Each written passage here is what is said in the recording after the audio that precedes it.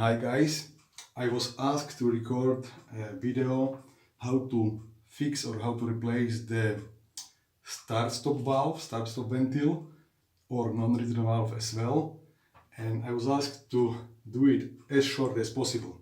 So I'll do it now and hopefully it will help you. First of all, you have to position your power washer like this.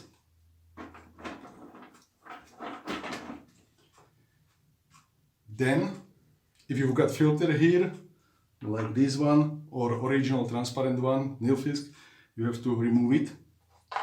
Next step will be to remove the feet. There are two Torx 20 screws, so just release them and remove the feet.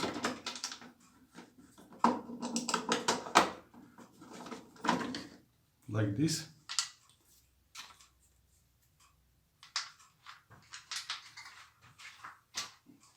Next step will be to take off the front blue styling cover. Do it gently, like this.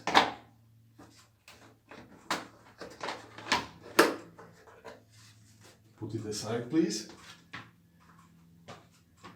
Then release or remove one Torx 20 screw over here. And because we need to take out the MPU floating cover. This one is older, a little bit damaged, and this plastic protection as well. Next step will be to remove the inlet hose. There is a U-pin, metal U-pin, and you have to use the flat screwdriver to take it out, like this. It goes easy. The great advantage of this machine is that to remove or replace the non-return valve or start-stop valve is very easy. And if you've got this knowledge, you can do it on the machines like STIHL or Husqvarna or Gerni, etc. Now you can pull out the inlet hose, and underneath the inlet hose, as you can see, water is leaking from it, there is a spring and non-return valve. So you have to use tweezers for picking up small objects and take out the spring. And now I will take out the non-return valve as well. That's it. It looks like this. Plastic part with the O-ring. I'll put it aside. And the reason why we had to take it out is that if you would like to replace whole complete start-stop valve, including this part, you have to have access to there. So, as you can see, start-stop valve looks like this. The front part, plastic part with the one O-ring. Then you've got 11.8 by 2 O-ring. It's from harder rubber. So I guess it's hard to say whether it's nitrile or polyurethane or something else, but it's at least 90 hardness, SH. And remember that this O-ring always goes into this groove, like this. Not over here. Many people put it over here and then damage the brand new start-stop valve. So that's it. And now you've got it.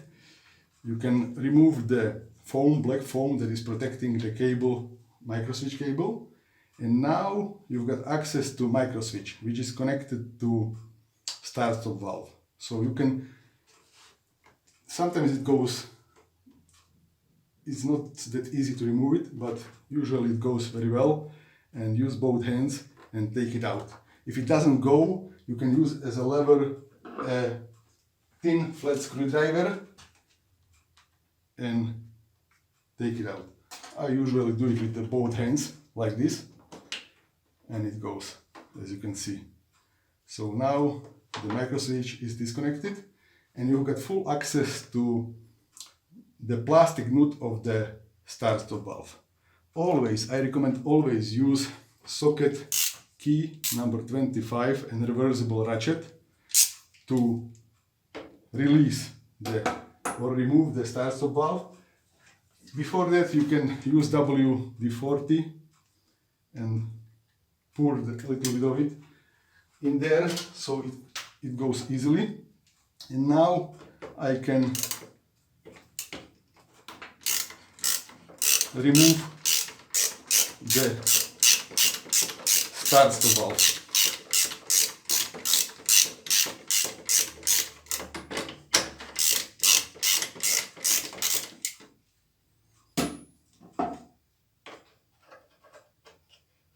So that's the back part with the spring, and here is the plastic piston with this O-ring that I have mentioned. The inside diameter of the O-ring, of the original O-ring, is 11.8 and the rubber is 2 mm thick. I use, for example, in this power washer, cheap, less than €1 costing O-ring, size 12, it means the inside diameter is 12 by 2 PU90SH. SH stands for shore, and it works well for quite a long time, so maybe it can help you if you don't want to replace whole start-stop valve. As you can see, there is one metal washer, then there is a spring, another metal washer, and you just put it in. Now we took out this part, and as I have mentioned, this part is still inside there. So if you would like to take it out completely, now we've got two options. Either you will use wire like this,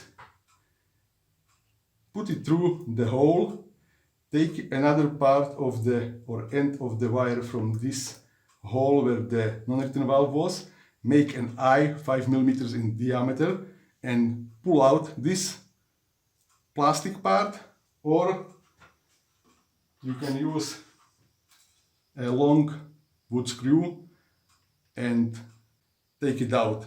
Sometimes it doesn't have to go and you can damage the inside, a small hole in there. But one of the commentators on my another video said that it worked for him. So it's all up to you. I won't do it now. If you'd like to see how it's done, I'll put into the comment section whole tutorial, including the 6th part, how to replace the start-stop valve. It's 27 minutes long part, so you can watch it there. So basically now, if you are using the brand new start-stop Ventil, you just put in this part. Always use a silicone grease, for example like liquid moly or similar, and grease all the O-rings. So imagine that this is already inside, and grease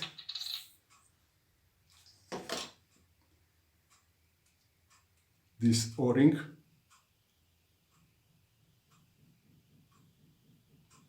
and the plastic piston as well, and put the O-ring inside the hole.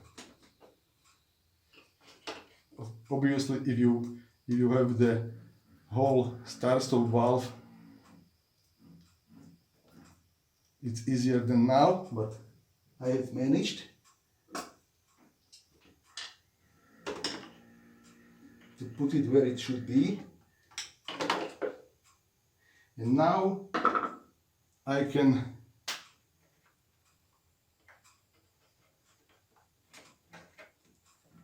tighten the start-stop, the brand new start-stop valve.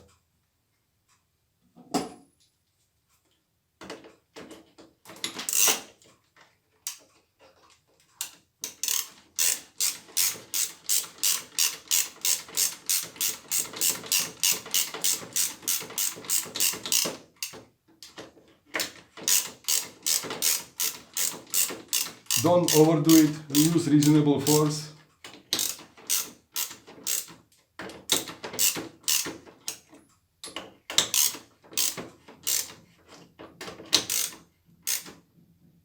That's it, I got it. And now just connect the microswitch like this. It's done. Put the foam here don't forget it. Put the non-return valve down to the hole with the O-ring heading down, like this. Put to the hole the spring, like this. Now you can connect the inlet hose and the metal U-pin. You have to squash this metal U-pin whenever you are connecting it.